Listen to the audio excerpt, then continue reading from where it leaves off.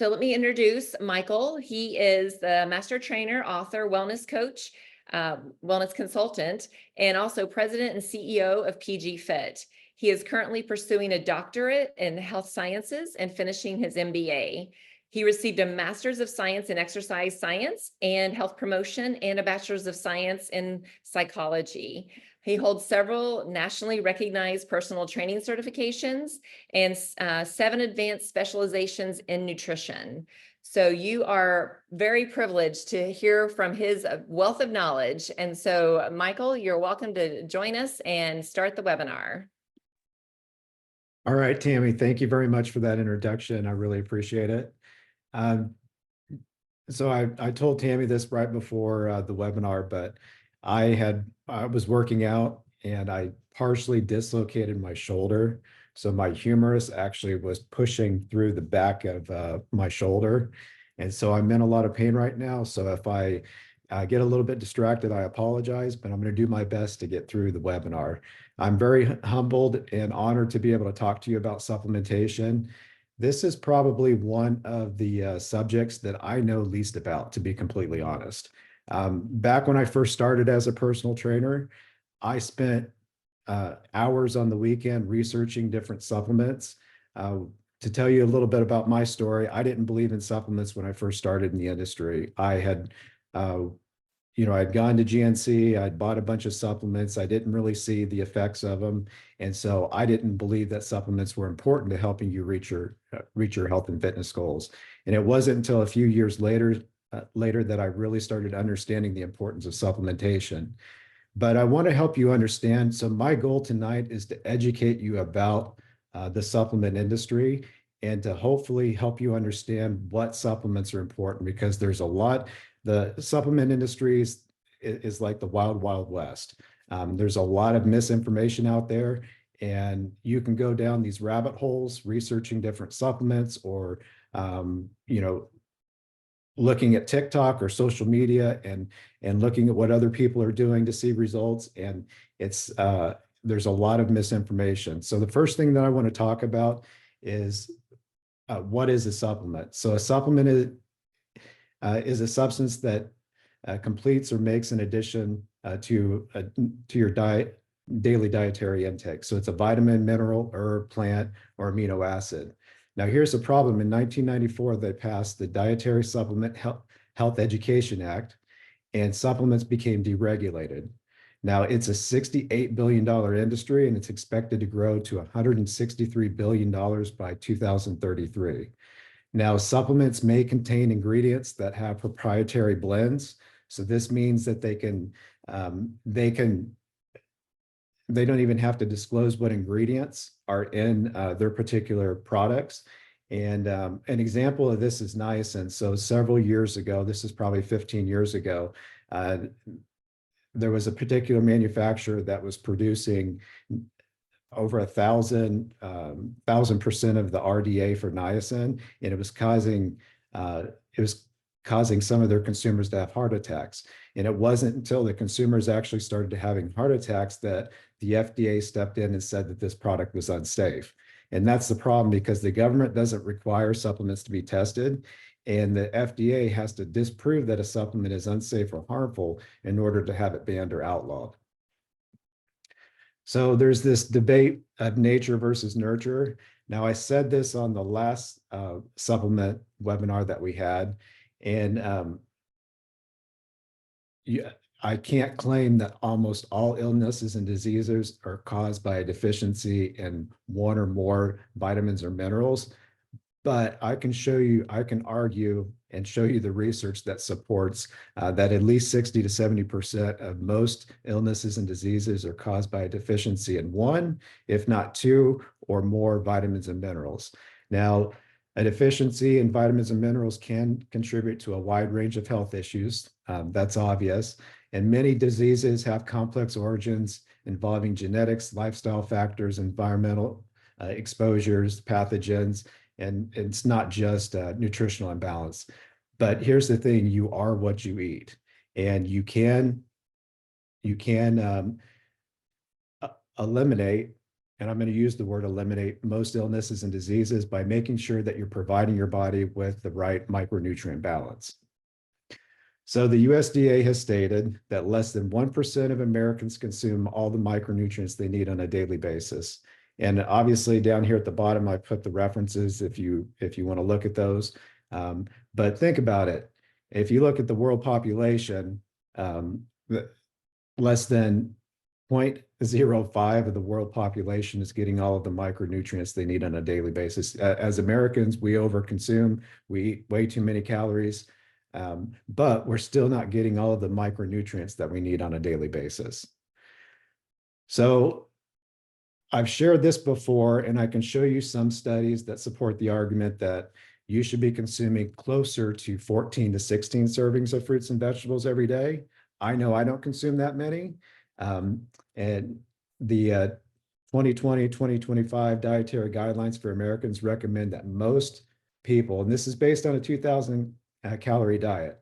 Now, if you're a male, you're probably going to be consuming closer to 2,500 calories, and that's where that 14 to 16 servings of fruits and 14 to 16 servings of fruits and vegetables come in. But you should eat at least 9 servings of fruits and vegetables per day. That's 4 servings of fruits and roughly 5 servings of vegetables. Now, most Americans eat about 3.6 servings of fruits and vegetables daily. So the problem is that we're not consuming enough fruits and vegetables. And it's not just that, but our soil isn't as adequately dense as it once was. And as a result, our fruits and vegetables are not as nutritious as they used to be. So why should you supplement? Well, no one gets all the micronutrients they need on a daily basis. And I just showed you the research to support that. Supplements are necessary to help you get to your goal. It doesn't matter if you need to lose weight, gain muscle, or if you just want to maintain and improve your overall health and fitness. Supplements are going to be absolutely necessary. They create an environment for change. They help improve your overall health. They ensure you get the micronutrients without the calories. And this is important, especially for those of you that want to lose weight. If you want to lose weight, you're going to be in a calorie deficit. Okay, that means you're going to be consuming fewer calories than you're actually burning. You're also going to be in what's called a micronutrient deficit. So you want to make sure that you're still getting those micronutrients without the calories. And then the most important thing is that supplements should complement your meal plan. You want to try to get as many of the micronutrients you can from whole foods and then supplement accordingly. So let's go over a little bit of Nutrition 101. And Tammy kind of briefly touched on this when she started asking you questions at the beginning. But there are 3 macronutrients. You have carbohydrates, fat, proteins, and fats. And we like to talk about PFC every 3. Every 3 to 4 hours, you should be eating a balance of protein, fat, and carbohydrates every single day. So that means that you should be having about 5 to 6 small meals and balancing those with protein, fat, and carbohydrates. Now, your micronutrients are going to be your vitamins, your minerals, and your phytonutrients.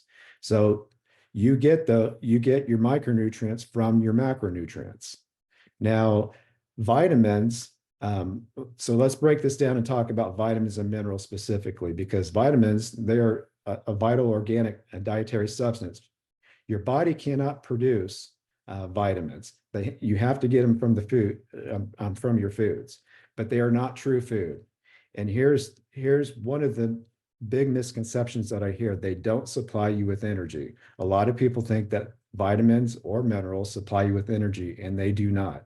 There's a lot of other substances, especially CNS stimulants, that are added to some of these products that supply you with energy, but vitamins and minerals in particular don't supply you with energy.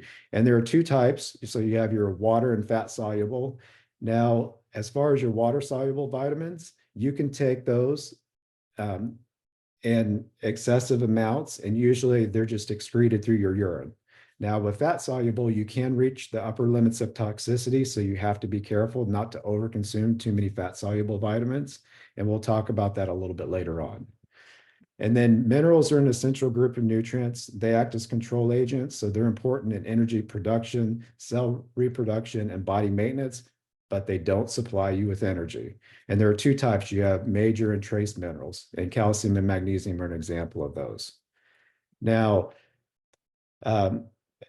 the DRA values are good guidelines for adequate, excessive, and potentially harmful intakes of the nutrient for normal and healthy adults. Here's the thing though, the daily values, so there are over 1,900, so approximately 1,968 RDAs for adults, but the percent of daily value is based on a 35-year-old sedentary male. Now, is that applicable to everybody on this webinar? Probably not. So the daily values, even though it's going to be listed in the supplement facts, it's not going to be accurate for you as an individual. For example, vitamin C, 90 milligrams of vitamin C is considered 100% of the daily value. I can tell you that's probably way too low, especially if you work out consistently. So here's what to look for. The first thing is you want to look for a licensed pharmaceutical manufacturer. If it's a licensed pharmaceutical manufacturer, they have to follow FDA guidelines. Now, if it isn't a licensed pharmaceutical manufacturer, you want to look for products that are made with the USP, the US Pharmacopoeia, or a GMP label. So that stands for Good Manufacturing Practices. And the USP and the GMP labels ensure the three pillars. That's the purity, the potency, and the safety of the product. Now, what about efficacy and the delivery of the product?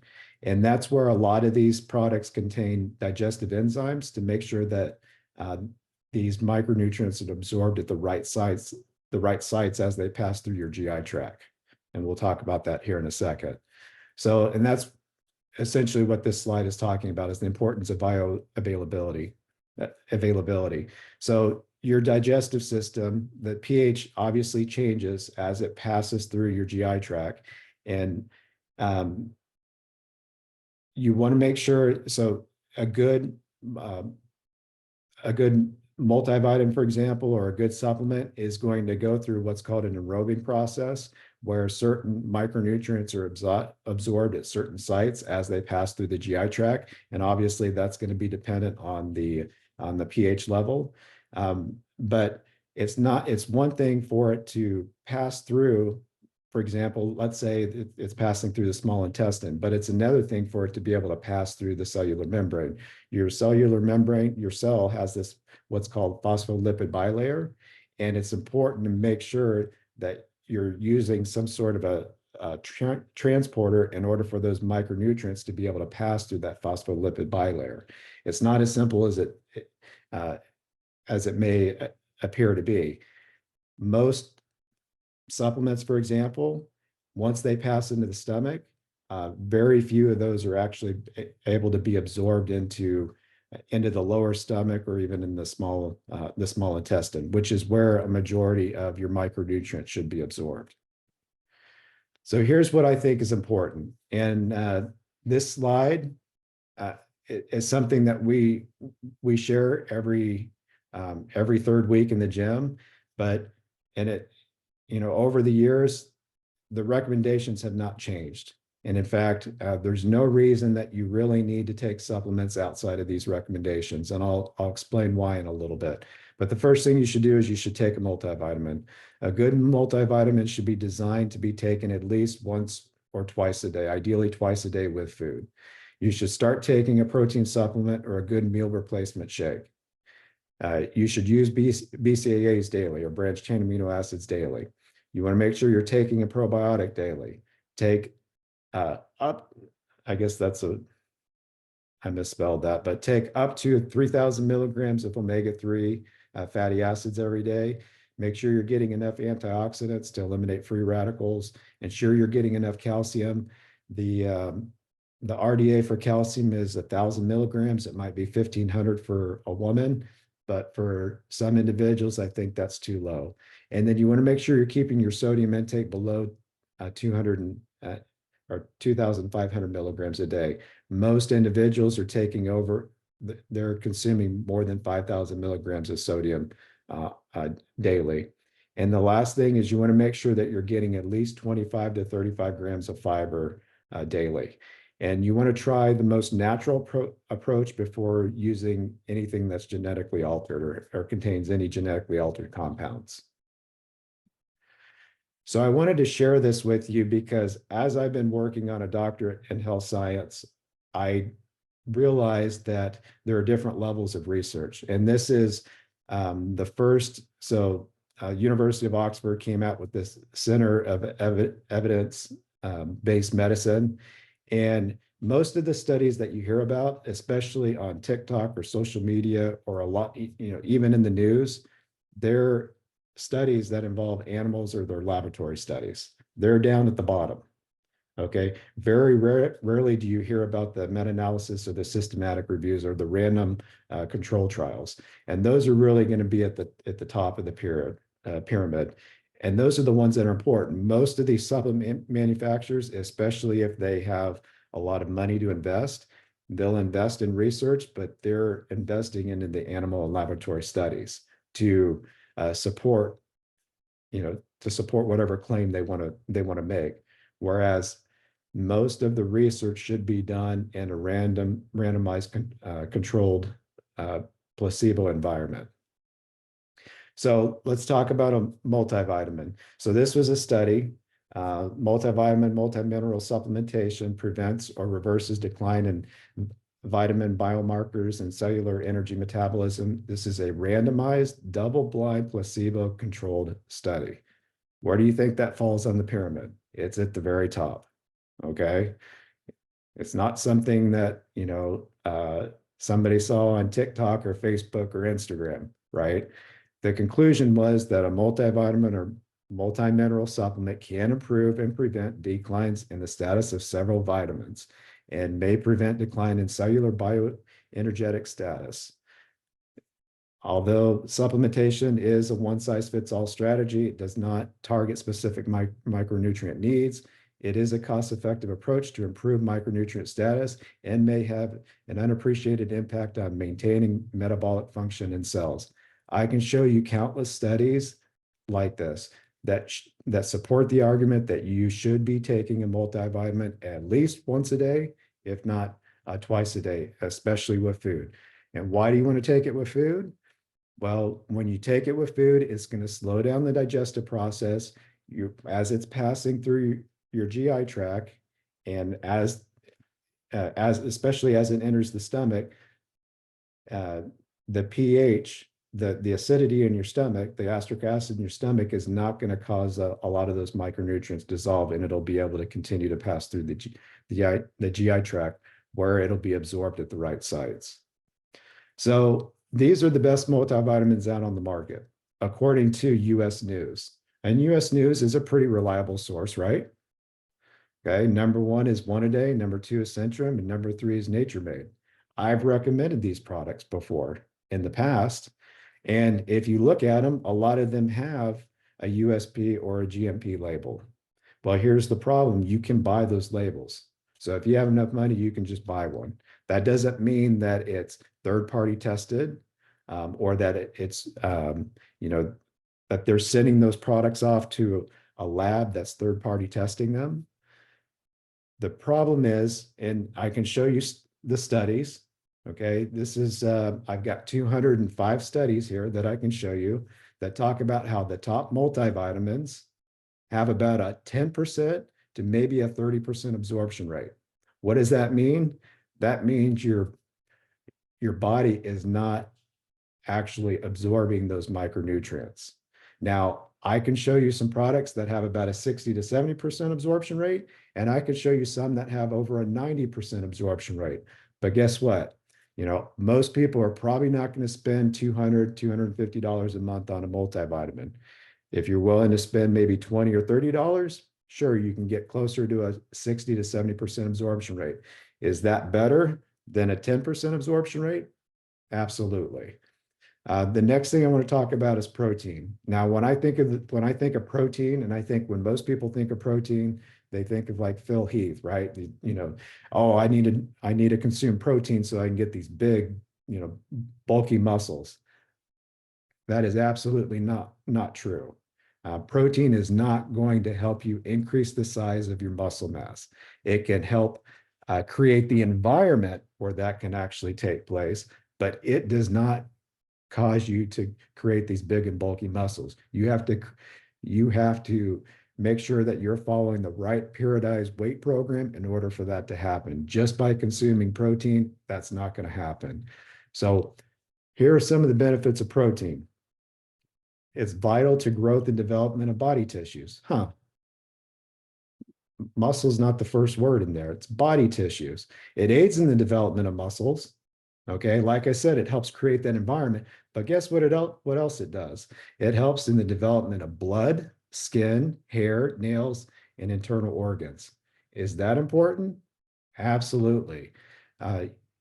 It's used in the formation of hormones, enzymes, and antibodies. Is that important? Absolutely. And it helps regulate your body's water balance. Is that important? Absolutely. Protein is probably one of the most misunderstood macronutrients out there. It is essential in order to help with the development of your blood, your skin, your hairs, your nails, internal organs, hormones, enzymes, antibodies, you name it. So why should you take a protein supplement? Well, here's the problem. Most people don't consume enough protein or amino acid nutrients with each meal. Okay. There are countless studies that show that most Americans consume way too much protein. But you can't sit there and eat 50 to 80 grams of protein in one meal and expect your body to absorb all of that. That's not how it works. You need to make sure that you're eating smaller meals more often and making sure that you're eating the right, the quality, make sure you're consuming quality protein. So it is quick and convenient way to consume a meal. So if you're eating 5 to 6 times throughout the day, you want to make sure that you're eating a balance of protein, fat, and carbohydrates. And the easiest way to do that is to use some sort of meal replacement shake. So it can be, a quick and convenient way to replace a meal in between breakfast and lunch, or maybe lunch and dinner. It's one of the most effective ways to preserve your lean muscle mass and build muscle. Protein powders contain pre-digested enzymes that will immediately absorb it into your bloodstream. And that's important, especially, for example, after your workout or after your blood sugar has dropped below that, 80 milligrams per deciliter. You need to make sure that you're consuming enough protein so your body gets back to an anabolic state where it's continuing to build muscle instead of breaking it down, which is a catabolic state. Now, your protein shakes can be a great way to curb a sweet tooth or replace desserts. I learned this many years ago.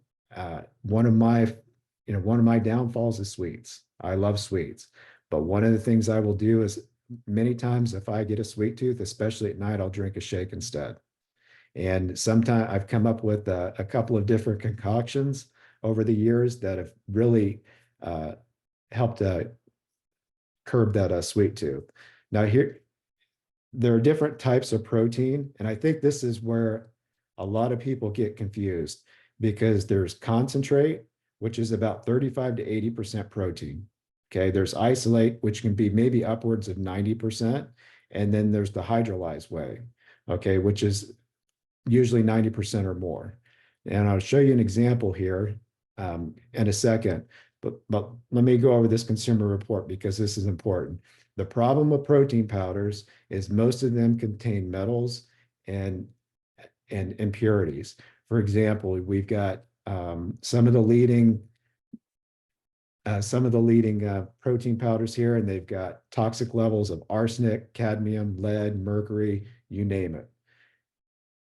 Most of the protein powders do not go through a micro ultrafilter process. They're not using a cleaner form of protein, the hydrolyzed whey protein. And as a result, a lot of them have impurities. So even if you think you're doing something, you're doing something well, by consuming a protein shake every day, you want to make sure that you're consuming the right type of protein powder. And I'll use premium protein as an example. And I don't really want to go off on a tangent here, but this is one of the most popular protein powders out on the market right now. It's sold at Sam's and pretty much all of the grocery stores. Look at the ingredients. We have water, milk protein concentrate. I showed you that list. Where does that fall? Okay, and it's milk protein. I'm not saying that milk protein is bad, but it's a concentrate. And then it's casein casein 8. That's not a very pure form of protein, but here they're claiming it has 30 grams of protein. It probably does, okay? But it's not a very clean form of protein. And then look at all the other things that are in it. I share this with you because, I was working with a private client not too long ago, and, this is what she was consuming every day. And it's not a very high quality protein. In fact, you're really wasting your money if you're using a product like this. So the next thing I want to talk about are branched chain amino acids. So why should you be consuming branched chain amino acids? Muscle fibers are nutrient dense and they contain water, vitamins, minerals, electrolytes, and proteins. And you have 3 branched chain amino acids that are really important: leucine, isoleucine, and valine. And they make up about 50 to 60% of the amino content in your muscle. There's also L-glutamine, which can minimize breakdown of muscle, improve protein metabolism. But a lot of times L-glutamine is added to branched chain amino acid, but they're found to be utilized more for energy during weightlifting or weight training. But what I can tell you is, and that's what they're known for, a lot of people will take branched chain amino acids before they work out or after they work out.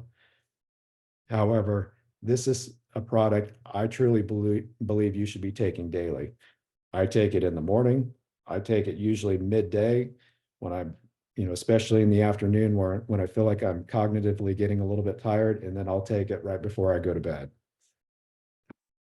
So here are some of the benefits of BCAAs. Like I said, you should be taking it daily. I want to show you this because, like I said, we talked about the different levels of research. So what I want to do is, hopefully you can see this, Tammy. Can you see my screen? Yes, you're on the DotFit website. Okay, perfect. So I just clicked on that link and it redirected me here. So this is scholar.google.com.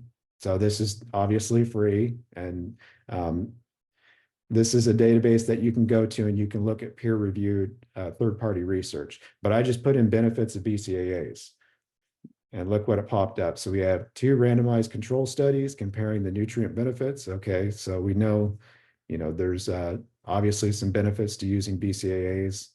Let's move on. Obviously, it can help with DOMS, which is delayed onset muscle soreness. That's why people take BCAAs before and after they work out.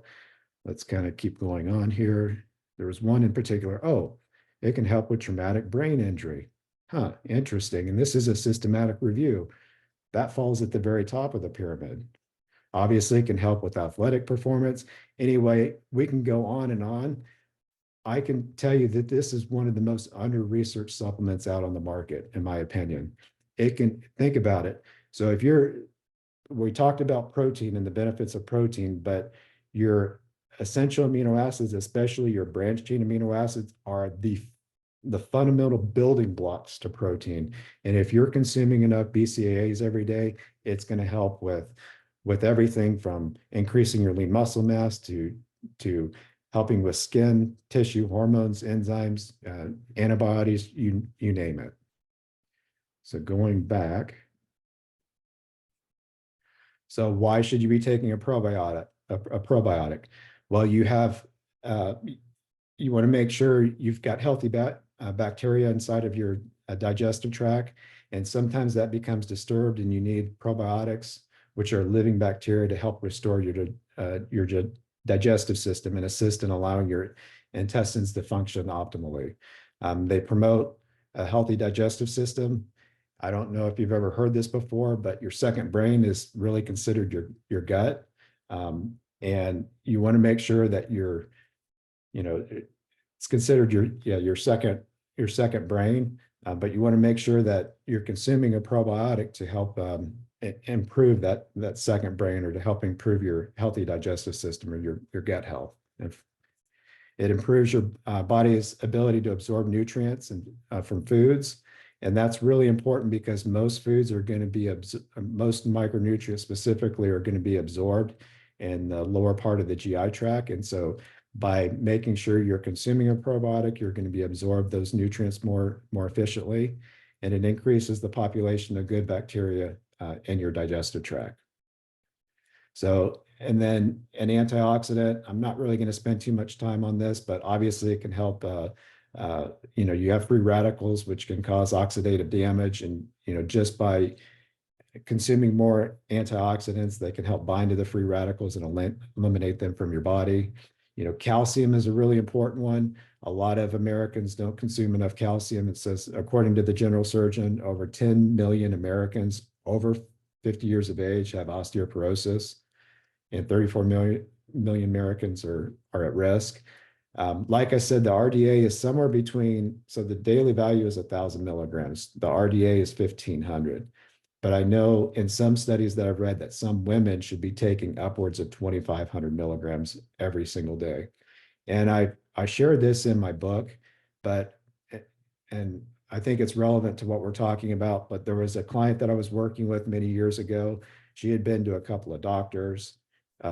She had worked with a registered dietitian, and she went to a couple of different weight loss clinics, and I can't remember which ones now. But anyway, make a long story short, she struggled losing weight. In the first couple months that she worked with me, she wasn't losing any weight, and she was logging her food. I knew she was being honest about the food, about her food journal. And it wasn't until we started looking at her micronutrient balance that I realized that she was deficient in calcium. And all I did is I recommended a calcium supplement. And within a week, she lost 5 pounds. Calcium helps with what's called fat oxidation. It helps break up fat so it can be used as an energy source. I didn't know that at the time. It helps with muscle contractions and a whole list of things. But her body was pulling the calcium out of her bones just to be able to support her vital functions. And it wasn't until she started consuming enough calcium that her body was able to get out of that defense mechanism, and she was able to start losing weight. So even something as simple as taking calcium can ensure that you're able to lose weight efficiently. And why an omega complex? Well, omega-3 fatty acids are key for normal development and growth. Most of the time, we're not consuming enough omega-3 fatty acids. We usually overconsume omega-6 fatty acids, and they obviously are believed, they are a significant contributing factor to many diseases. And since we cannot make omega-3 fatty acids, we have to get them from our diet. And so unless you're eating at least 2 to 3, maybe upwards of 4 or 5 servings of fish or seafood every week, you're probably not getting enough omega-3 fatty acids. And they're used to prevent and treat a number of serious diseases, and they aid in heart health and help support brain function. Sodium, okay, or sodium chloride, and it's a mineral, and it's the most common food additive. It's necessary for regulating fluid balance, muscle contractions, and nerve impulses. Now, the upper limits are 2,300 milligrams a day, but like I said, most Americans are consuming 4,300. I've seen some studies where it's upwards of 5,000 or 6,000 milligrams every day.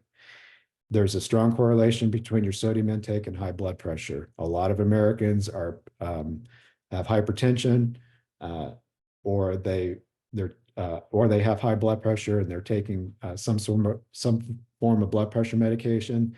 I can tell you that if you were just to track this every single day, and you were to do that consistently for at least a couple of weeks, you'll probably notice that your systolic over diastolic readings will drop, maybe anywhere between 10, 20, and maybe 30 points, just by decreasing your sodium intake. So the goal is to try to stay closer to the 2,300 milligrams every single day. And the last one is fiber. Fiber helps in controlling hunger. It helps with satiety, so it helps you feel full. It slows down digestion and the absorption of food. It's in fruits and vegetables and whole grains, some beans and nuts. It contains 0 calories. It obviously helps establish regular bowel movements. It's been associated with lower incidence of heart disease and certain types of cancers. And the average diet should contain at least 20 to 35 grams of fiber every day. I recommend taking psyllium husk every single day. And I'm going to talk about that a little bit more later on. So many years ago, we came out with our own privately labeled supplement line, and I was very proud of this. This is back when I first started PG Fit. I worked with a couple of different manufacturers, and I was really proud of this supplement line. But the problem is it was way too expensive, and I couldn't keep up with all the research, and we couldn't maintain it. It was just way too expensive, and most of our clients weren't willing to pay the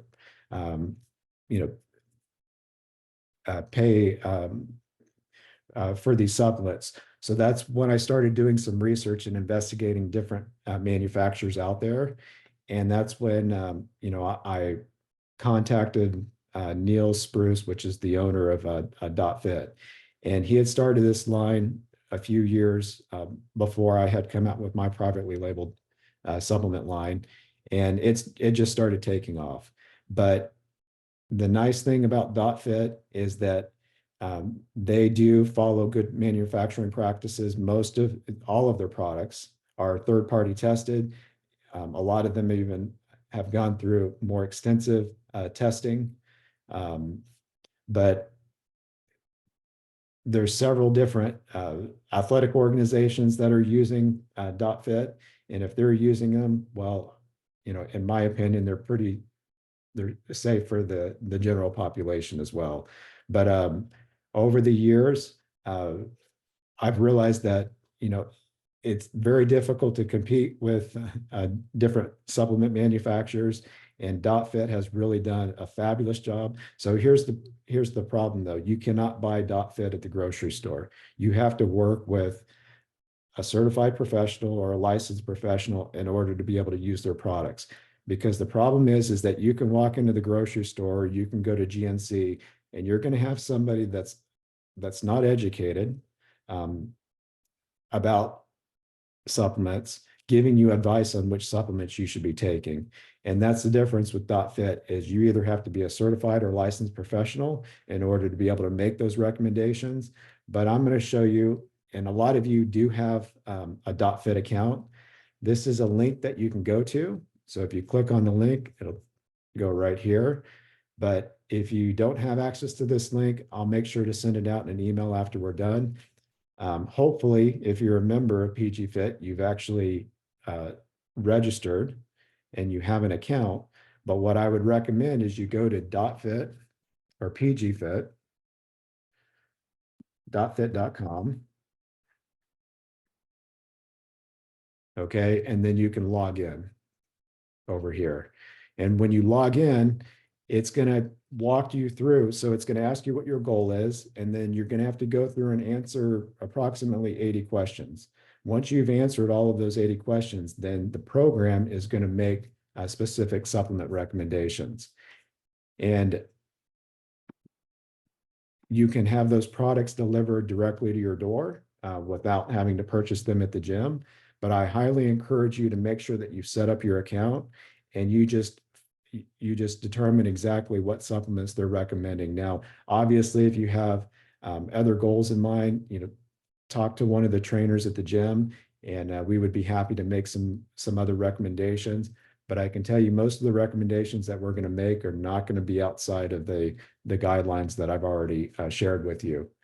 And I wanted to go ahead and announce this because what I've noticed in the supplement industry is that most supplement manufacturers will start with a multivitamin or some sort of a goal enhancer, but there are no supplement manufacturers that actually start with a fiber product. And in my opinion, one of the most besides branched chain amino acids, one of the most underutilized and misunderstood supplements is going to be fiber. And with that being said, I'm in the process of starting a new fiber company, and I'm looking for names. So if anybody has a name of what I can call this company, I would love for you to put that in the chat feature. We're in the process of talking to manufacturers right now. We're going to make sure that it's going through an enrobing process, and my goal is to have some prototypes readily available by the end of this year. And so if you're interested, reply to my email and let me know, and I'll make sure to put you on our private Facebook group, and we're going to be sharing our story. I've got a business partner that's going to be helping me with this, and our goal is to be able to launch this starting at the beginning of 2025. But I encourage everybody to make sure that they're taking fiber every single day. But the problem is that unless you're going to spend $30 for Metamucil, it's really hard to find a fiber supplement that's going to be the equivalent to what we're hoping to bring to the market. To finalize, if someone has been diagnosed with a micronutrient deficiency or a particular disease, some supplements can be taken individually or for an extended period of time. If you haven't been diagnosed with a micronutrient deficiency or a specific disease, there's really no reason to take any supplements outside of the list that I've already provided you. However, many times the deficiency is due to a poor diet and lack of exercise, such as iron deficiency. So just by making sure that you're exercising consistently and you're balancing your macronutrients, and you're even looking at your micronutrient profile, that can make a big difference. It's not recommended to take individual supplements outside of the recommendations, like I said, especially if they're made from different manufacturers, because they can have synergistic or antagonistic effects on one another. And a lot of times you can reach the upper limits of toxicity. I know some clients that'll take, they'll take a multivitamin with one company, and then they'll take, a series of products with another company, and you shouldn't be mixing products like that. It's best to stick with one manufacturer because those products are designed with specific, RDAs in mind. And make sure to consult with a medical doctor who is trained in nutrition. The problem is not many medical doctors know enough about nutrition, especially supplementation, to make specific recommendations. But, I encourage you to make sure that you're at least looking at the top three, which are going to be, taking a good quality multivitamin, a protein supplement, BCAAs, and then maybe some of the other ones on the list that I recommended. Supplements are meant to supplement your diet. They're not intended to replace high quality foods. Whole foods are always going to be best. And it starts with your diet.